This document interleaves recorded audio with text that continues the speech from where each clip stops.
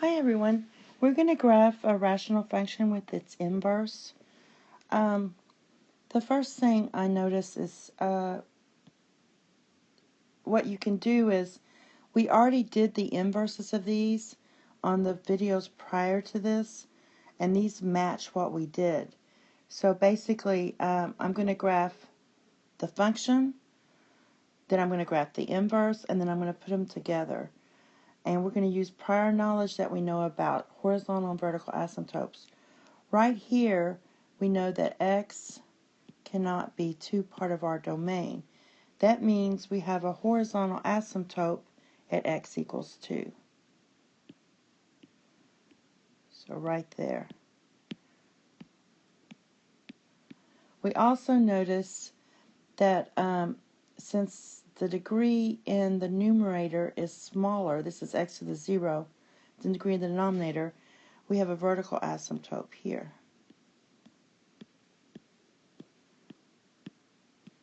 Okay? So basically, since we don't have an x here. Now, I also know that I have a y-intercept when x is 0. I plug in 0 here, and I'm going to get 4 over 2, which is 2. 0, comma 2. Right here. And I do not have a horizontal. I don't have a x-intercept. So when y is 0, we're going to set our numerator to 0. We get 4 equals 0, which doesn't make sense. So we don't have an x-intercept. And all these videos we're going to do 12 of them. They don't have any holes, and they don't cross the horizontal or oblique asymptote. And all of these are going to have horizontal asymptotes. There will be no obliques. So to graph this, the first thing I need to know is I can rewrite this as 4 over negative x plus 2, or I can write it as 4 times 1 over, or I can put the negative out front here if I want. If I put that negative, well, let's just leave the negative out. So I'll take the negative away. So this would be 4, and I can pull out the negative and make this x minus 2. So that means it's going to reflect. Normally our function y equals 1 over x, which is our rational, looks like this, something like that. But in this case, since we have this negative, that means it's a reflection, which is going to go this way. All right. So, and we can kind of tell just by our points. So basically, I'm going to go from here, and I have this 4 times everything. So if this is my new center, I usually go up 1 over 1. I usually do that. I go up 1 to the left 1, down 1 to the right 1, since it's the negative here. But what I'm going to do, since I have this 4, is I'm going to go over 1, up 4. So it's going to be 1, 2, 3, 4. So it's going to hit that. I also can go up 1 over 4 this way. 1, 2, 3, 4. So basically how this graph goes is something like this. It goes through my y-intercept, and there we go.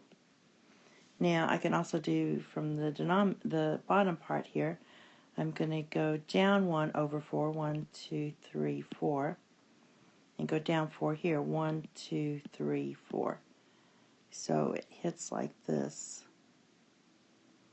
It's like this. So there's more of a spread between the origin. And that's the rational. Now the inverse we had is f inverse equals 2x minus 4 over x. Now that tells me that x can't be 0. That means I have a vertical asymptote at x equals 0. But my horizontal, since my degrees are the same here, is going to be 2 over 1. So I have one that's 2 over 1. Now I can rewrite this as 2 over x divided by x minus 4 over x. This gives me negative 4 over x plus 2, because these cancel. So this has the form of a vertical shift up by 2, not a horizontal shift, but vertical shift up by 2, which is where we see this y equals 2 here. And then we still have this 4 thing going. So it's basically the same thing we did before. Here's our new center, but we're going to go over 1, up 4. Oh, and let's see about our, we have no y-intercept, because when you plug in 0 for x, it's undefined. So there's no y-intercept. Our x-intercept is when you set the numerator to equal 0, and that's going to give you x equals 1, or 2 actually. So when x is 0, when x is 0, when y is 0, x is going to be 2. So we do have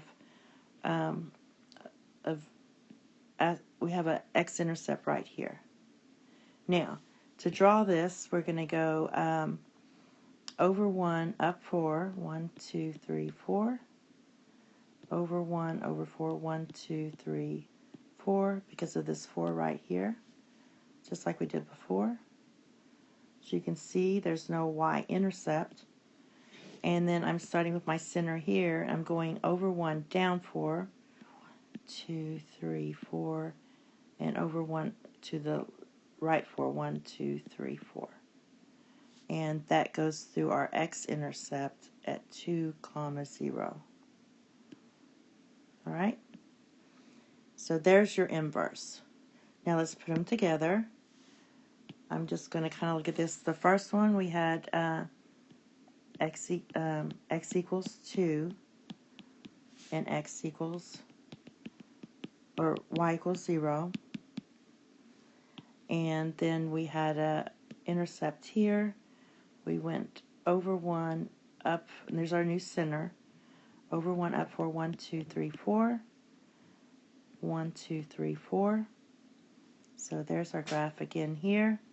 This one had a y-intercept. Go down 1 over 4, 1, 2, 3, 4. 1, 2, 3, 4. This one did not have a x-intercept. So we're just kind of sketching the graph, and there it is. All right. The other one, so this was f equals 4 over 2 minus x. Now the other one, we had the vertical at x equals 0 and a horizontal at y equals 2. And then we had our new center right in here, and we didn't have a y-intercept, so we're going up 1, 1, 2, 3, 4. Let's do this in blue. 2, 3, 4. 1, 2, 3. 1, 2, 3, 4. So there it is. And we're framing it within the purple lines now. And then for down here, we're still right in here. We're gonna we do have a x-intercept here, so we're gonna go 1, 2, 3, 4, and 1, 2, 3, 4. So it looks like that. All right. I'm gonna go ahead and change these blues to red because I have too many blues. Okay, so there is the inverse. Now this should reflect over the y equals x, and I'm just going to hurry up and sketch this.